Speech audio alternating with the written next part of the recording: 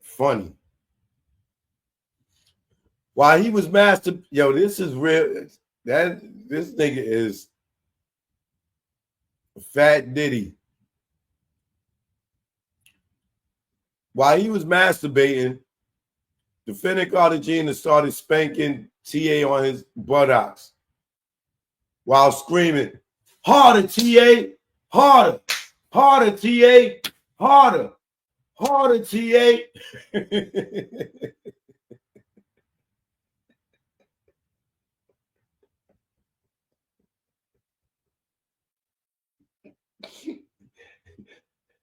I don't think I want to read no more. I can't. I'm not trying to be insensitive because I'm sure this shit is traumatizing. You know what I'm saying? Jesus Christ, bro.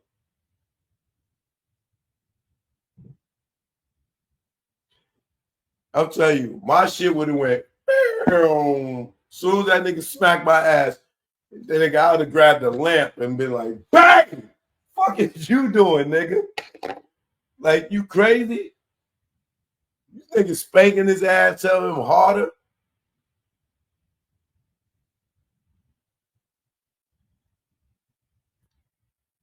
While jerking off, bro. Nigga sitting there being his meat, smacking this thing on the ass, something there. Man.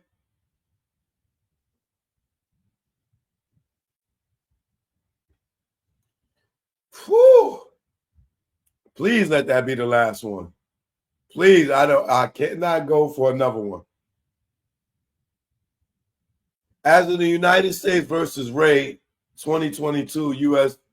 District, Lexus 212-725 in the Southern District of New York, and the United States versus Ranieri, these niggas, the use of psychological pressure, dependency, and repetitional control to extract sex acts constitute coercion under 1591E3. The defendant's conduct satisfies the legal standard for sex trafficking by coercion, and each coerced sexual act constitutes a violation of federal law. Yo, bro.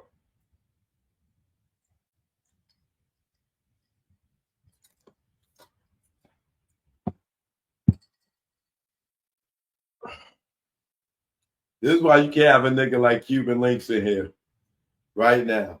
This nigga would be saying the most stupidest, funniest shit.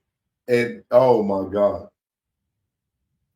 Yo, TA, pardon me for laughing, bro. I know this shit ain't funny, but please forgive me, man. Please forgive me, man. I don't mean to laugh, but it is for a dude to sit around and be one of the hardest niggas in the industry. We are seeing him in a different light, if allegedly, if this is true.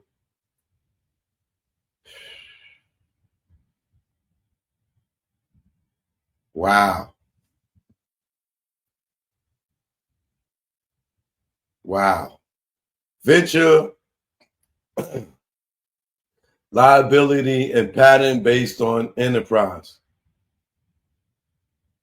Under 1595, victims of violation under 1589 and 1591 may bring civil claims not only against direct perpetrators, but against any persons or entity that knowingly benefits from participating in a venture engaged in trafficking. The Cartagena enterprise, including Pete, Pistol Pete, Rich Player, Erica, Sneaker Addict, Rock Nation, all of them, all of the same companies. Plaintiff personally witnessed transportation of minors, defendant transporting underage girls, 15 and 16-year-olds across state lines and abroad. The enterprise uses financial incentives, cosmetic surgery, and control lodging to maintain the victim's compliance, the psychological grooming of these minors who were discarded once non-compliant, theft of intellectual property. Defendant Erica knew or should have known of the defendant Cartagena's theft and concealment of the plaintiff's intellectual property rights, specifically as it pertains to the music he was featured on, as well as all the music he wrote. The plaintiff directly reached out to the defendant, Moretia, for assistance, and she ignored the plaintiff, stating that she was too busy taking care of her children. Defendant Erica created a web of shell companies, Sneaker Addict, Torrent, all those other companies that they named, again, to conceal ownership rights of TA's intellectual property.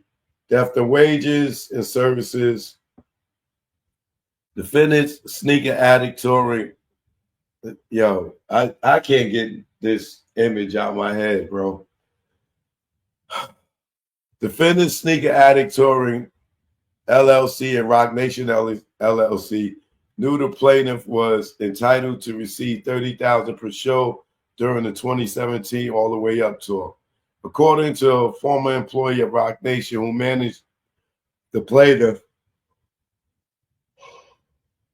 and the defendant Cartagena, the plaintiff and the tour DJ were slated to receive $30,000 per show for the work on the All the Way Up tour. Instead of paying the plaintiff, the defendant gave the plaintiff $1,000 per show and pocketed the balance. Upon information and belief, defendant Cartagena used the balance of the money to pay off the tax debt he incurred because of his June 24, 2013 tax fraud conviction. In addition to the $30,000, defendants aided and abetted defendant Cartagena in diverting $5,000 per show.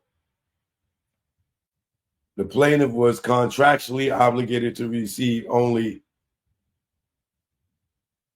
paying the plaintiff $250 for show.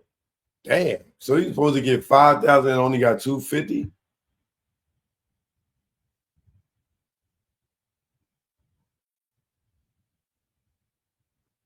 Rock Nation's role as venture participant under 18 USC.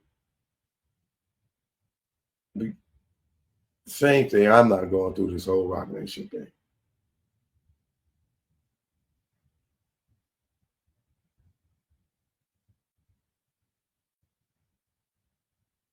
What is this?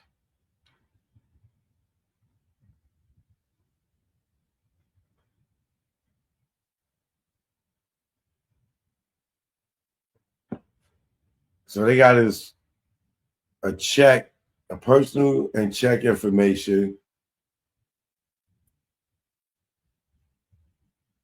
June of 2019, net pay allegations, net pay $1,300.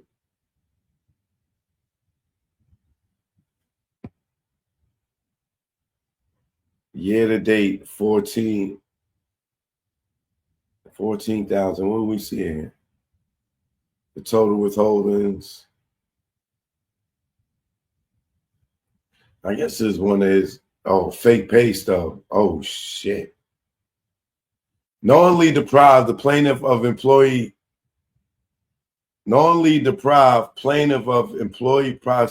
protections, including access to overtime pay, health care contributions, unemployment insurance, and statutory wage remedies while using W-2 records to mislead government entities and suppress litigation risk. Somebody gave this nigga a fake pay stub.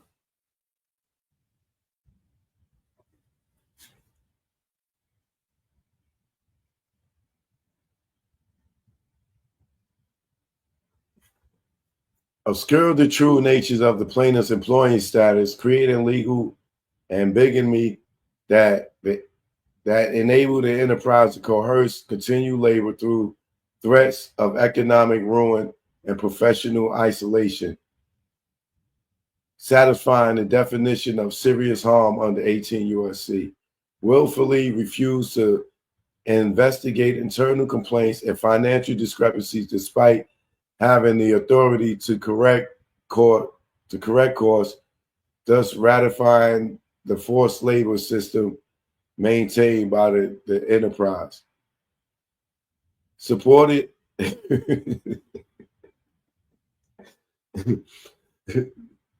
oh my God. Supported and or initiated retaliatory litigation against the plaintiff and his counsel after they disclosed traffic and label coercion, further enriching enriching.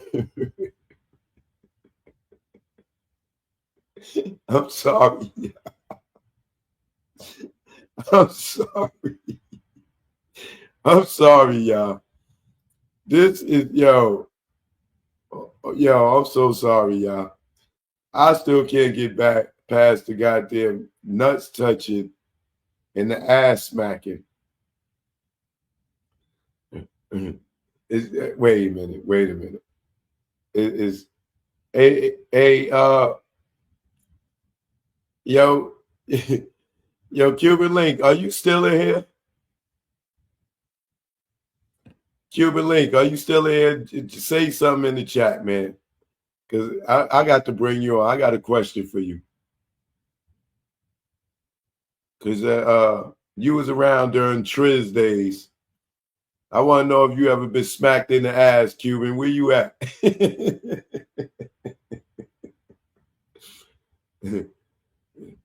Hey, Cuban, are you still here?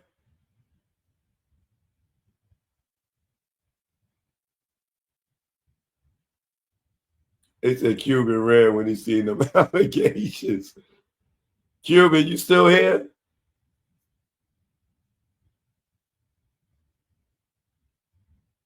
Because you know about Triz's, nigga.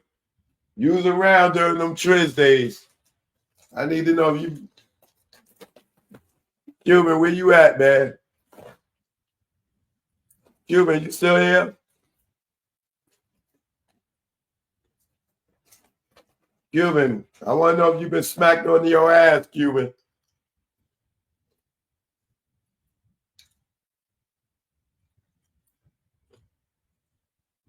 Cuban, where you at, bro?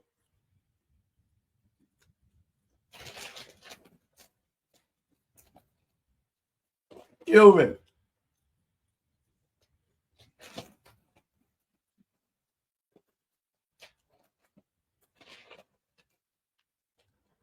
They the ones that came up with the Triz word for the threesomes. Cuban, where you go?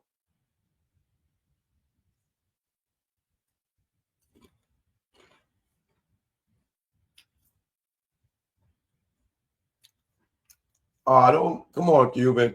That would have got me out of here too. He like, oh nah, Choke ain't gonna get me. Choke ain't gonna get me on here now. That nigga seen that part. He got the hell out.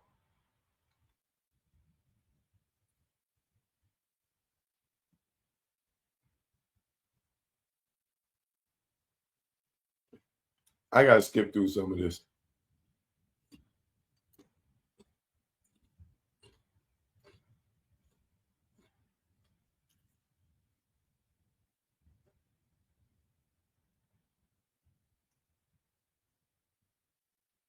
Over more than a decade, plaintiff witness defending groom, isolate, and sexually exploit minors, often under the pretense of mentorship, access, or career advancement in the music industry.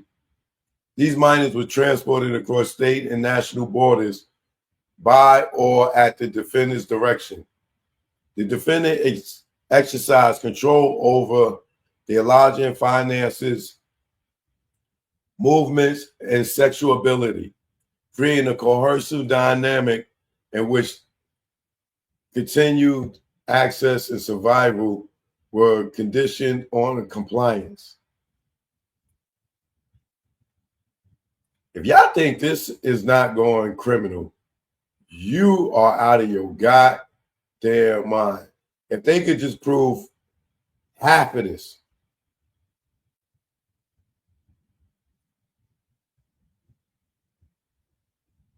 Yeah, a lot of this is repeated.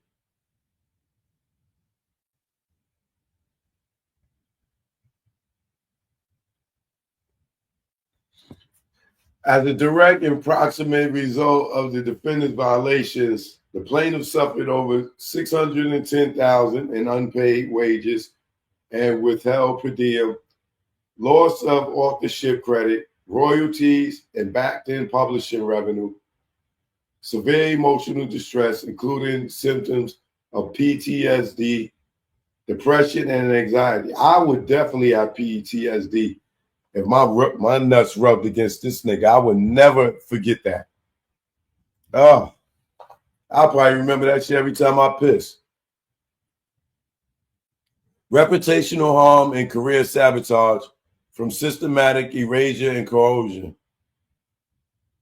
According to 18 USC 1595, plaintiff is entitled to compensatory damages, treble damages, punitive damages for willful and malicious conduct, attorney fees and litigation costs, equitable relief, including a declaratory judgment affirming his authorship interest in the works he co-created, a constructive trust over all royalties and back-end revenue derived from his labor, an injunction prohibiting the defendant from continued exploitation, retaliation, or use of works derived from coerced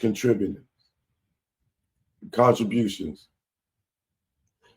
The plaintiff also seeks prejudgment interest at 9% per annum, according to New York law, and post-judgment interest under 28 USC. Count 2, unjust enrichment.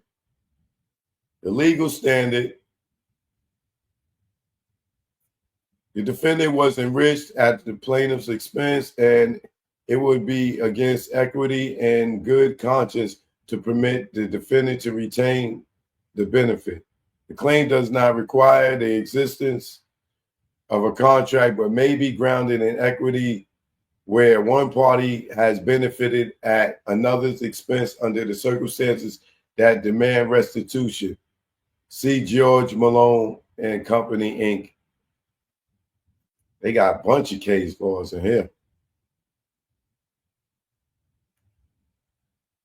For more than 16 years, the plaintiff provided the defendant with creative, logistical, and performance-related services that directly enhance the defendant's financial earnings, public image, and brand reputation.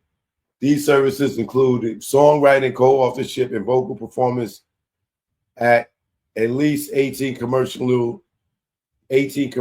released tracks. 2, live performance support as a full-time hype man, more than 200 shows. Security and logistical support during domestic and international tours. Studio collaborations, artistic direction, and contributions to the defendant's branded and image development. These services generated significant commercial and reputational benefits for the defendant, including touring revenue, streaming royalties, publishing income, and enhanced public credibility.